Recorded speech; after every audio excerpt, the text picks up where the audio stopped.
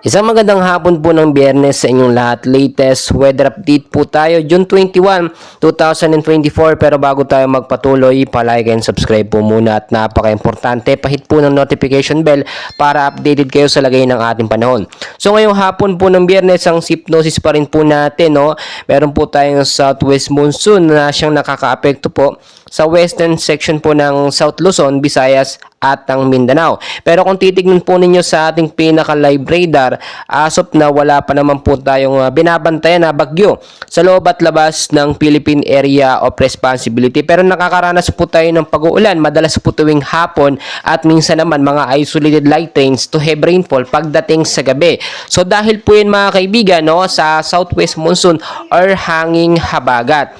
Sa area po ng Quezon, Mimaropa, Western Visayas, BARMM, Zamboanga Peninsula, Sacsayhuaman at Northern Mindanao, maulap po na kalangitan ang mararanasan dyan with isolated rain showers and thunderstorm naman po pagdating sa gabi.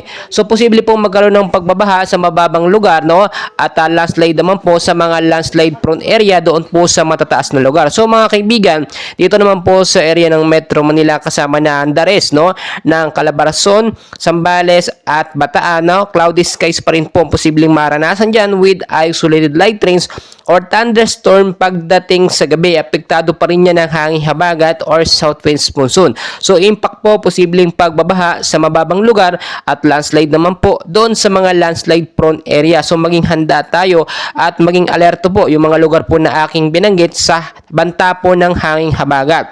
Ang ilang bahagi naman po ng ating bansa ay patuloy pa rin makakaranas ng maulap na panahon with isolated light rains din, mahinang pag-ulan pagdating sa hapon at sa gabi dahil naman po yan sa localized thunderstorm. Mga kaibigan, kahit wala pang pong bagyo na binabantayan ngayon sa loob at labas ng Philippine Area of Responsibility ay maging handa pa rin po tayo. Ito pong hanging habagat ay posible pong makabuo ng mga cloud cluster o kumpol ng kaulapan na ating inoobserbahan din ito sa may bandang silangang Mindanao. So tulad ng aking sinasabi mga kaibigan, nasa rainy season tayo at bago po matapos ang buwan ng Hunyo ay posibleng isang bagyo pa po ang pumasok sa Philippine Area of Responsibility natin. So maging handa pa rin po tayo.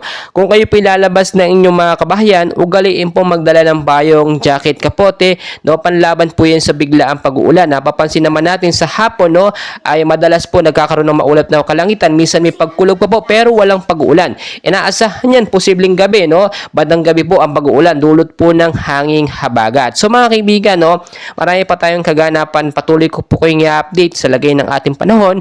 And please huwag pong kalimutan mag-like and subscribe for more weather updates. Maraming salamat.